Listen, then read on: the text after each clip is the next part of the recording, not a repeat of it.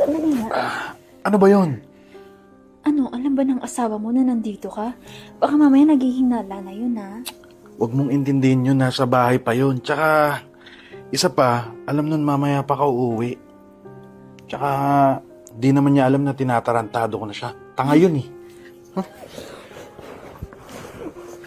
Teka. Ba't kasi ayaw mo nalang iwan yung asawa mo? Dami mo naman naman siya mahal sinasabi. Ba't hindi ka na lang maganda? Humahanap lang ako ng tiyempo.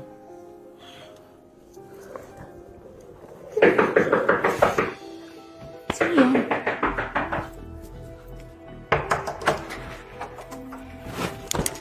Gulat ka, no? Kala mo siguro tanga ako? Matagal ko nang alam na may babae ka. At matagal ko nang binabantayan ka. Bakit? Pinapalayas mo na ako? Mabuti naman. Total, plano na din naman kitang iwan. Sige, maghiwalay na tayo. Sana masaya ka. Sayong-sayo na yung asawa ko. At ikaw, hindi ako maghahabol sa'yo. Hindi rin kita idedemanda.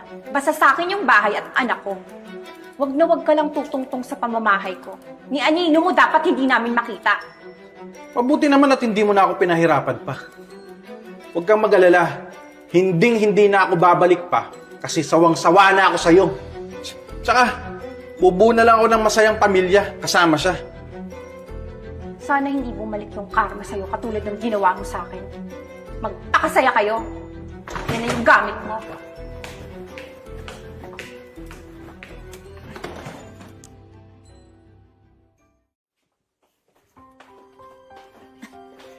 Honey, ang dami naman itong pinamili mo sa akin.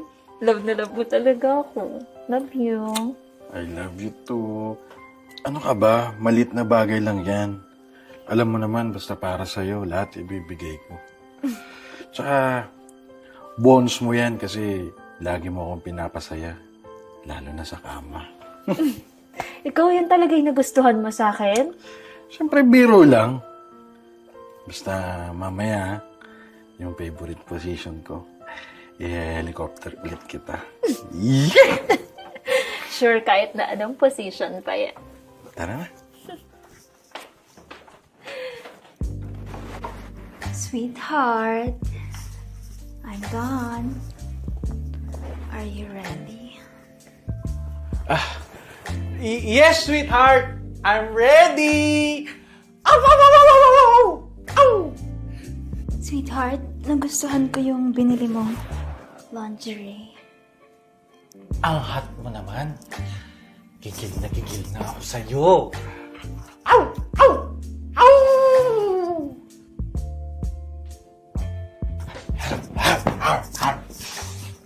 Nakakagatin. Sabitin mo lang ako. Sweetheart? Uy. Sweetheart? Sweetheart? Sweetheart! Tulong! Sweetheart!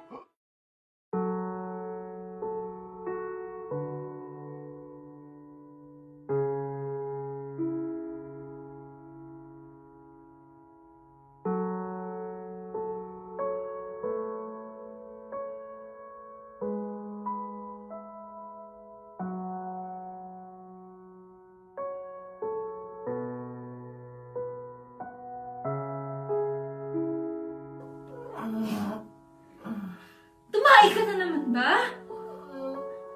Ha? Kakaligo mo lang ah!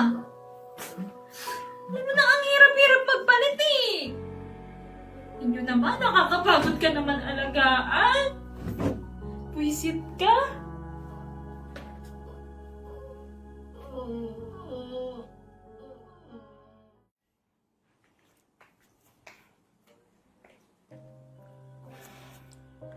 Anong ginagawa ng mga kampo ng satanas sa bahay ko? Hindi ako nagpunta dito para makipag-away. Gusto sana kitang makausap ng maayos eh.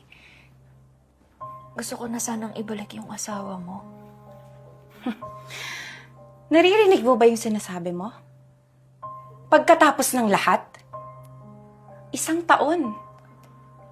taong nabuhay kami ng mga anak ko na wala yung ama nila. Ni hindi ko nga alam kung nasan yung hayop na yan eh. Tapos ngayon ibabalik mo na parang tuta lang? Pero kasal kayo, di ba?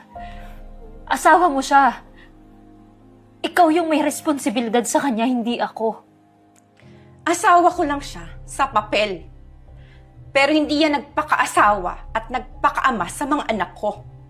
Binabalik ko na nga siya sa'yo eh. Sa'yo na yung asawa mo. Kalimutan na natin to. Patawarin mo na ako. Ganon-ganon lang yun. Hindi mo alam kung anong hirap yung pagpapaliwanag ko sa mga anak ko kung bakit umalis yung ama nila. Naiintindihan mo ba yung paghihirap ko? Pinalaki ko yung mga anak ko ng mag-isa. Tapos ngayon, nagka-problema lang kayo, ibabalik mo siya? Akala ko ba mahal mo siya? Oo. Mahal ko siya. Pero hindi ko na kaya eh. Bata pa ako, marami pa akong pwedeng gawin at hindi ko pinangarap na mag-asawa ng baldado habang buhay. Yun naman pala eh. Magaling ka lang sa kasiyahan. Tapos sa problema, wala na. Hindi pagmamahal ang tawag dyan. Pangangailangan. Libog. Bahala ka. Basta sa'yo na yung asawa mo, ayoko na sa kanya. Hindi. Hindi ako papayag. Umalis kayo dito. Hindi ko kailangan yan. Matagal ko nang pinatayan sa buhay namin. Umalis kayo dito. Alis! Sama mo yan!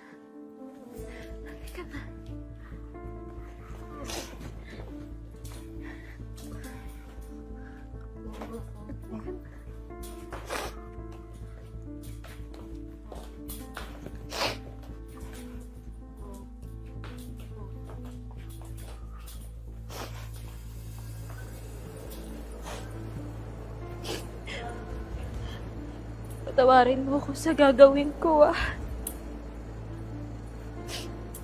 Hindi na kasi kita kayang alagaan eh. Pagod na rin ako. Kaya iiwan na kita dito.